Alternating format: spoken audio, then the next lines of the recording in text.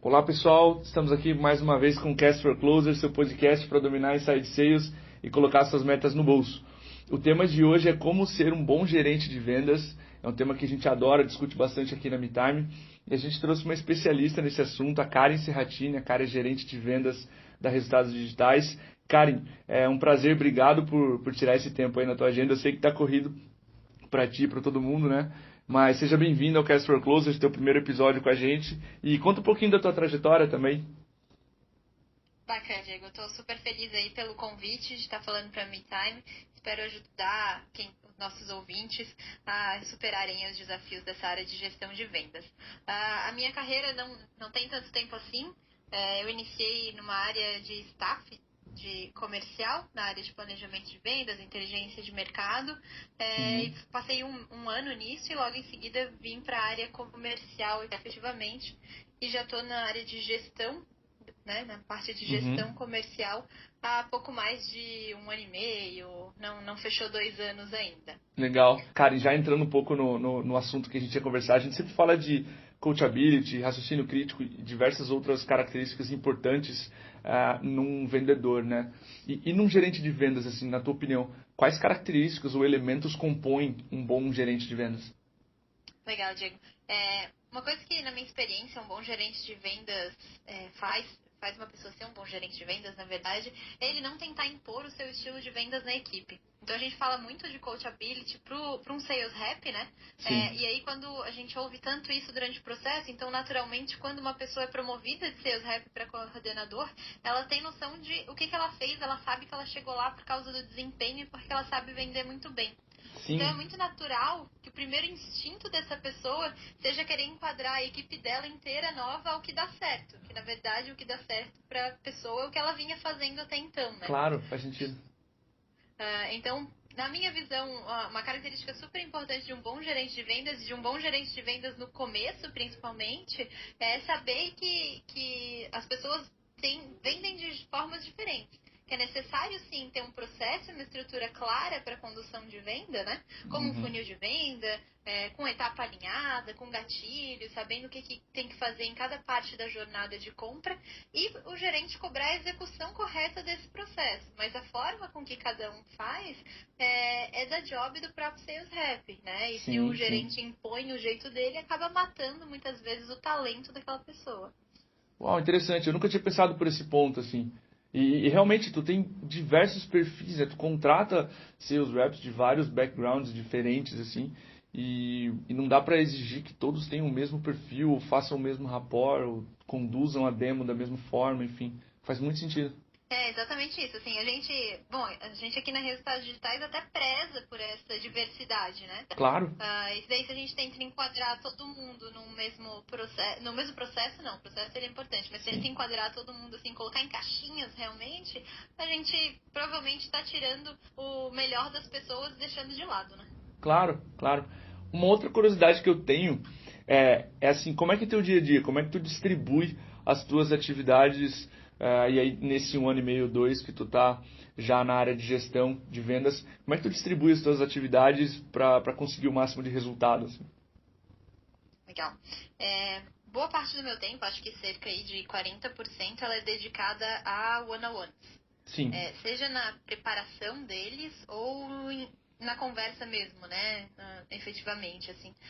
Eu acredito muito que um gestor de vendas, ele continua sendo um gestor de pessoas e por isso a maior parte do tempo dele tem que ser dedicado às pessoas. Claro. Então, a gente tem, além disso, reuniões diárias e matinais de vendas que a gente faz. Eu faço 2 vezes por semana e na última semana do mês todos os dias, que é pra gente falar de forecast do dia ou dos próximos 2 dias. Então também tenho tempo de preparação para isso. E no mais, assim, claro, a gente sempre tem processo paralelo, sempre tem interação com outras áreas, sempre tem alguma coisa acontecendo, mas a minha prioridade é ficar na mesa com o time. Né, ouvir o que cada um está fazendo, ouvir como é que negocia, observar realmente o time em ação, cada um também, destravar possíveis negociações que aparecem. Claro. E aí uma coisa bem pessoal é que eu sou bem a louca dos números. Eu faço várias simulações de forecast por dia. Estou sempre extraindo dado de CRM, cruzando com dados de carteira, comparando métrica individual. Então, assim, se eu não estou ouvindo ou ajudando alguém, eu estou procurando algum número para entender onde é que a gente pode melhorar. Que massa. Uma curiosidade. Uma das coisas que eu ouvi, e aí eu queria saber a tua opinião. Eu acho que é o Stanley Effect que diz que tu não deve ouvir só o vendedor, que tu não entende as brechas que o cliente está dando ou as objeções que ele está levantando, e sim ouvir as duas pontas. Faz sentido para ti essa afirmação dele? Muito, É. total. Ouvir a call do vendedor, seja ela gravada ou simultâneo, né? Algumas Aham. ferramentas permitem que o gestor ouça enquanto está acontecendo realmente. É super importante para entender aonde que o vendedor deixou uma brecha que não devia, né? Onde que ele perdeu aí um bom pedaço da negociação, que podia ter conduzido de uma forma mais legal. E quando a gente pega só o feedback do vendedor, ele já vem com seu julgamento, né? Então, você não consegue ver o que aconteceu. Então, Claro. é super válido. E é realmente uma rotina que tem que ser praticada nas one-on-ones ou durante o dia a dia, esse acompanhamento de calls, assim. Massa. A gente entrou sem querer na próxima pergunta, que é o papel do coaching, né? A gente viu pela Inside Sales Benchmark Brasil que as empresas que fazem coaching batem mais a meta no semestre. Como é que você conduz essas sessões de coaching, esses one-on-ones com os reps? Eu estava conversando com a Letícia, né, até no episódio passado. Ela falou que vocês treinam soft skills, enfim. Como é que tu conduz essas sessões de coaching aí internamente? Ah, legal. Hoje eu tenho um time de 8 pessoas, ele já oscilou bastante. Hoje ele está num número que eu considero bom, assim, é um número que eu consigo controlar bem as Sim. minhas atividades para dar atenção suficiente para todo mundo. Então eu consigo fazer o one-on-one semanal com o time inteiro. Para mim isso é fantástico, assim. Fazia um tempo que eu não estava conseguindo e agora começou o ano já com isso setado em todos os calendários, está sendo bem bom. Ótimo. E nessas one-on-ones a gente combinou, já que a gente vai fazer 4 por mês, né, na média pelo menos, a Uhum. gente tem um combinado. Eu e o time, a gente tem o combinado de que o primeiro mês a gente fala de performance do mês anterior, performance acumulada, a gente faz um review de todas as métricas da pessoa e do seu desenvolvimento individual. Né? Uhum. Nessa hora a gente define o que vai evoluir no mês. Então, por exemplo, agora a gente está no primeiro trimestre, então a gente fez um plano de ação para o trimestre. Legal. Na próxima semana, quando a gente tiver a nossa primeira one-on-one de fevereiro, a gente vai voltar para esse plano de ação e vai ver o que evoluiu, o que a gente precisa fazer então nesse mês para evoluir ainda mais. Né? Uhum. E daí durante os próximos one-on-ones a gente vai meio que dando um check só nesse mesmo plano. Para não ficar criando novas coisas, conseguir ter um acompanhamento bacana, mas os próximos, eles são muito focados em forecast. E é claro que forecast fala da negociação, então a gente acaba falando sobre desenvolvimento de skills ali também, né? Claro. Perfeito. Mas hoje eu divido dessa forma, assim, entre o primeiro a gente é bem focado na pessoa e no próximo mais na operação, nos próximos. Uau, faz sentido. A gente visitou uma operação de um parceiro recentemente e um dos reps relatou isso. Na verdade, agora ele é gerente. Ele comentou uma coisa que você comentou sobre a proporção e o tamanho do time. Ele comentou que quando os gestores de vendas eles estavam com 12, 13 pessoas assim, a meta começou a sair da mão. E aí quando eles promoveram alguns reps, fizeram mais gerentes e aí deixaram cada gestor com 6 a 7. E imagina, metade, né? E aí o acompanhamento foi muito mais forte e a meta voltou para o trilho. Então faz total sentido assim você ter uma quantidade balanceada, né, de reps e fazer one-on-ones periódicas. Com certeza, faz toda a diferença no atingimento da meta e na evolução das pessoas também, porque o time vai crescer e a gente vai precisar de novos coordenadores, vai precisar de promover as pessoas, só que se a gente não preparar elas, né, Claro. vai chegar um momento que vai ser ruim para todo mundo. Sim, tu comentou outra coisa que tira o sono dos gerentes de vendas e a gente percebeu isso. A gente lançou uma planilha com métodos de previsão de vendas e ela fez muito sucesso. A gente viu que isso tira o sono das pessoas. Quais são as tuas dicas assim para uma previsão de vendas efetivas? Tu falou que gosta muito de números, está sempre comparando. Que outras dicas tu daria para fazer uma previsão de vendas efetiva, tá? E aí tu pode dizer assim, do rep para você, o que você vê de boas práticas deles e tua para cima, do nível gerencial para VP, enfim. Legal. Do rap, pra mim, eu acho que o acompanhamento do one-on-one, acompanhamento próximo do forecast, ele meio que já faz isso por nós, sabe? Então a pessoa já começa a perceber quando um rep vem pro gestor dele e diz assim, essa negociação tá em tal ponto, a ação de externalizar já diz para ele em qual situação que está a venda e o que falta para chegar lá. Então isso é super importante, né? Show. E aí a gente tem aqui dentro, daí é a parte que mistura os dois, é algo bem claro, assim. Como a gente tem um funil de vendas, só vai fechar depois de apresentação de proposta. Se a proposta não foi apresentada ainda, aquilo não pode estar dentro de um forecast. Sim. Então esse é o primeiro gatilho, assim, nossa, eu recebi um lead super empolgado, ele quer muito fechar, ele já conhece nossa plataforma, então ele vai fechar, tenho certeza disso. Happy years, né? Beleza, eu também tenho, tô muito feliz com isso, sabe? Mas espera lá, vamos fazer o processo com ele inteiro, normal, vamos seguir todas as etapas. Legal. Né? Então, assim, esse é o primeiro gatilho, assim, tem que ter apresentado a proposta. E aí, claro, começa a negociação da proposta. Nem sempre a primeira que é apresentada é aceita, né? E aí, a partir disso, a gente seta, assim, probabilidade média, alta e baixa de fechamento. O que seria uma probabilidade baixa de fechamento? Eu apresentei a proposta e eu não tenho um retorno. Não sei se ele gostou ou não gostou, ele não me deu um retorno imediato, né? Então, eu tô nesse limbo, assim. Então, se eu não faço a menor ideia nem se ele quer a proposta, não tem como setar uma probabilidade. A probabilidade média é um indicativo de que aquela proposta foi aceita, mas assim, às vezes precisa passar por um segundo sócio, ou preciso consultar como é que é a forma de pagamento daquela empresa, se precisa passar por um jurídico, o nosso contrato. Então, assim, falta alguma coisa, né? Eu sei que vai fechar, mas eu não tenho certeza que vai fechar dentro desse mês ou dentro dessa semana. Aí depende de como é que cada empresa trabalha, né? A gente trabalha por previsão mês.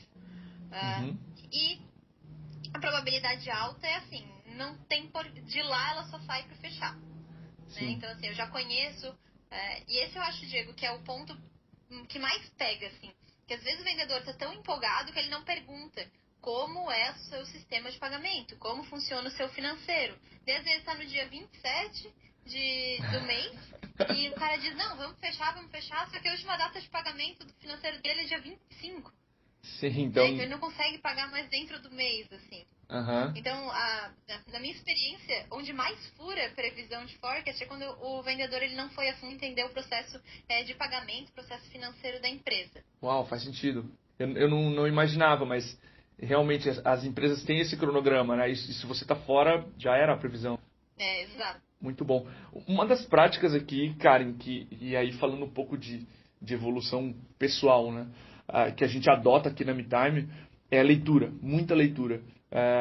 Para educar o mercado, tu precisa ler muito sobre o assunto, né? E quais dessas leituras tu indicaria sobre vendas para a evolução de um gerente? Bom, eu leio muito... Eu tenho uma leitura de blog muito grande, tá? Então eu leio muito o blog dos Sales Hackers, com certeza alguém já deve ter citado aí nos podcasts, eu acho eles muito bons. Sim. Eu leio o blog da MeTime também, para ver como é que tá o comportamento de mercado.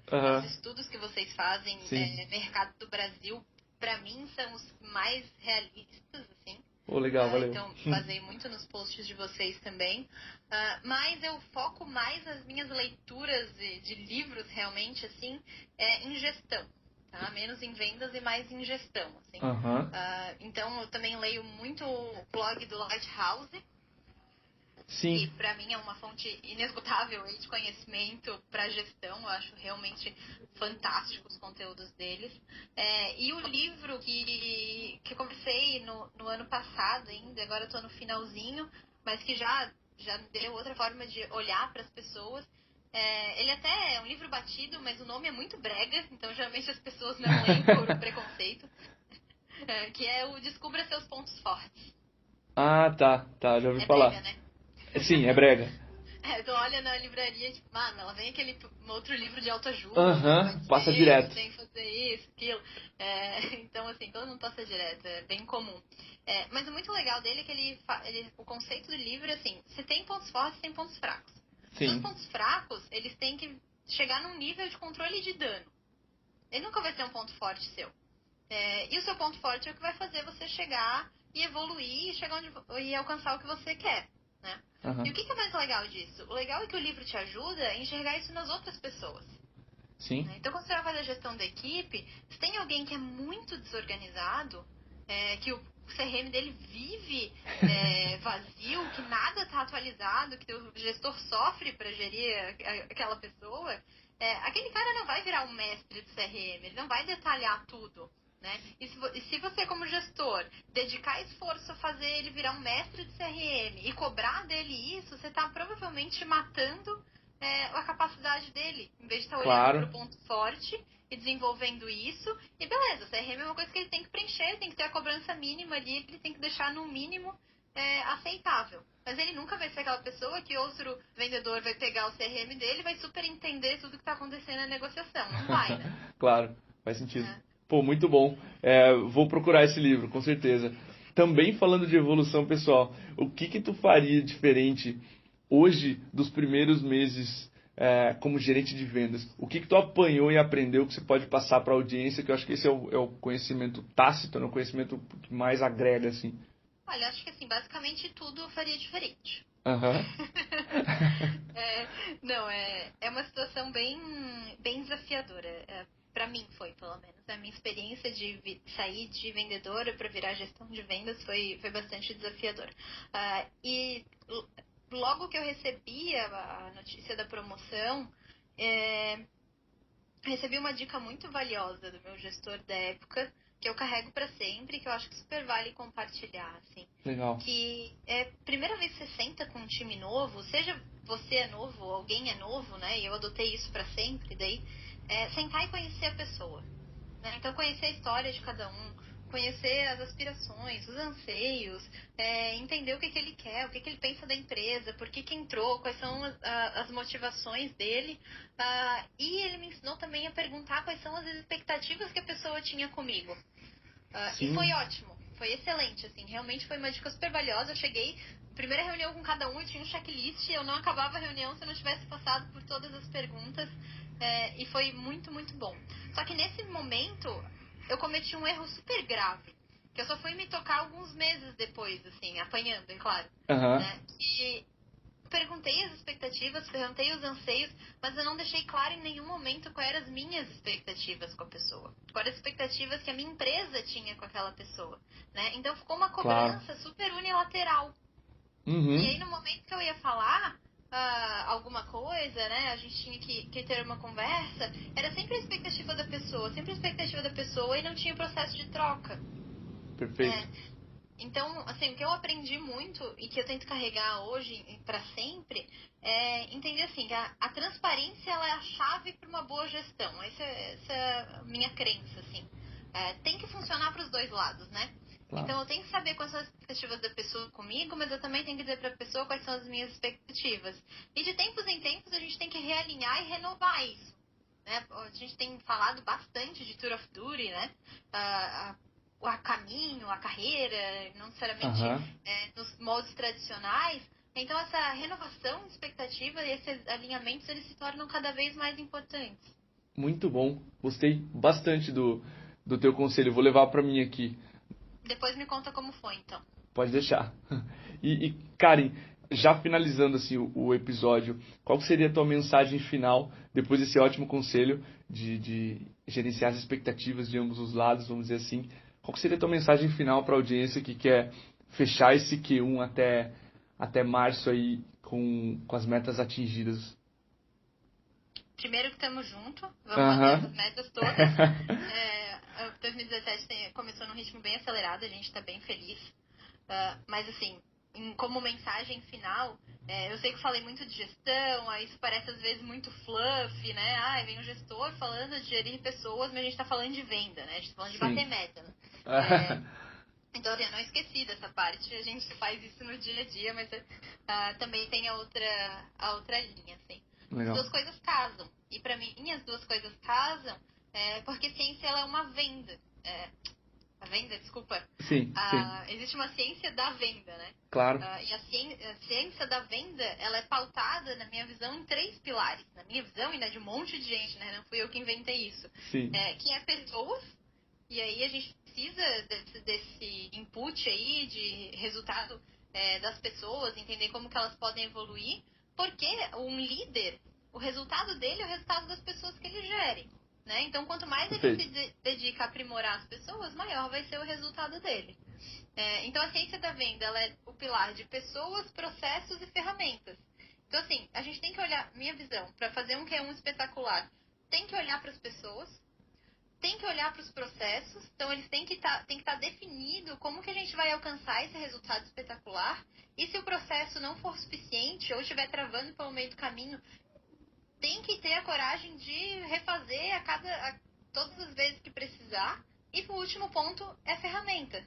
Então, você tem que fornecer para o time também uma estrutura mínima para operar com eficiência. Legal. Então, dar bons leads, dar boas oportunidades, ou se não é um processo de inbound, como que ele vai prospectar esses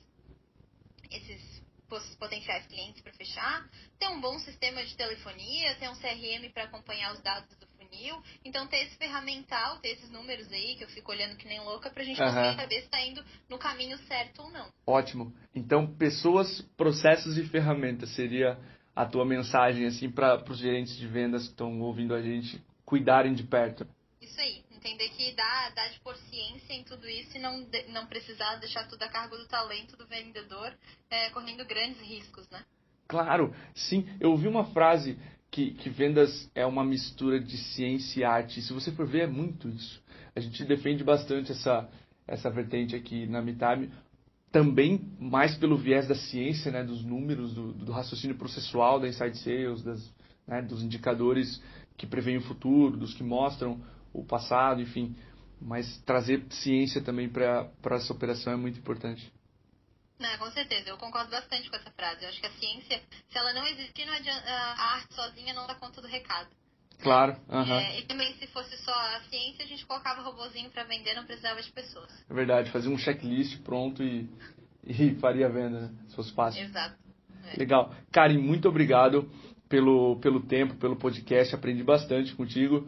É sempre um prazer conversar com pessoas novas, então fique à vontade. Sempre que tiver um tema, sugere, a gente volta a conversar. Bacana. Obrigada pela oportunidade, Diego, e vamos fazer um 2017 incrível. Sensacional, com certeza. Valeu, um abraço, pessoal. Até a próxima.